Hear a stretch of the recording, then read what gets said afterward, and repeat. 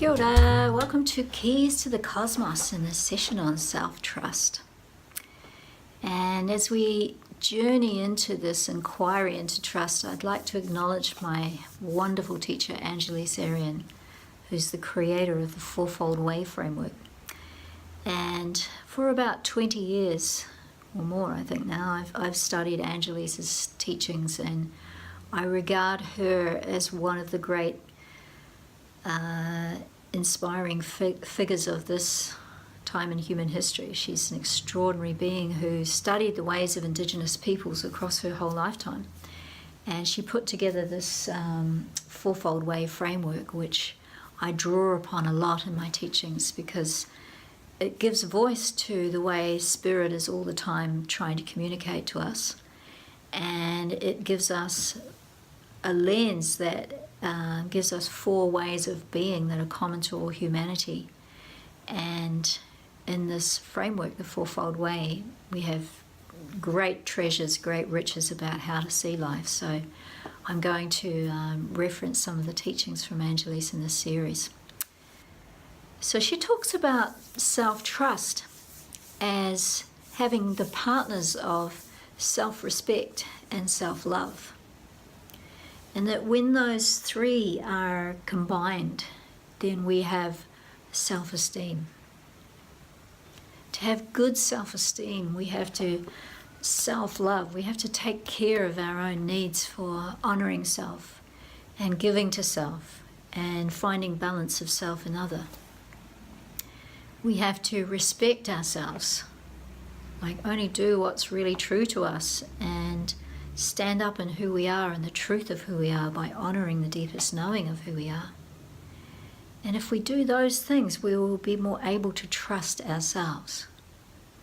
So trusting ourselves is about learning to listen to what we know deep down and living from that place. And the more that we live from that deep knowing place, the more we will be able to trust ourselves, and the more we will be honoring ourselves, the kinder we will be to ourselves. And that's all about being authentic. Being true to yourself, for me, it's a lifetime journey.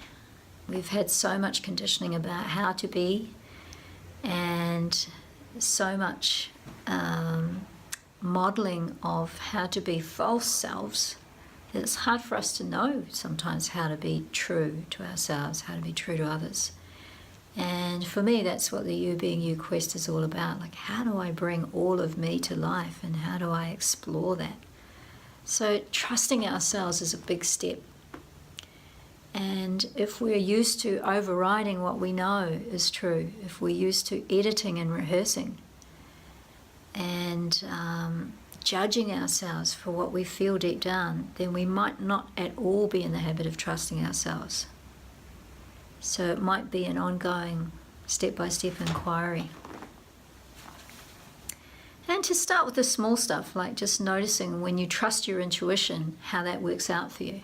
Notice how the times in your past when you've trusted what you knew deep down and acted on that it all worked out in the end.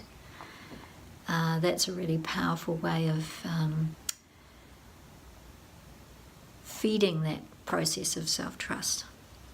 And all of these keys, they're things that we're going to be working on throughout our lifetime. So if you're a beginner at any of this, don't expect you're going to be there straight away.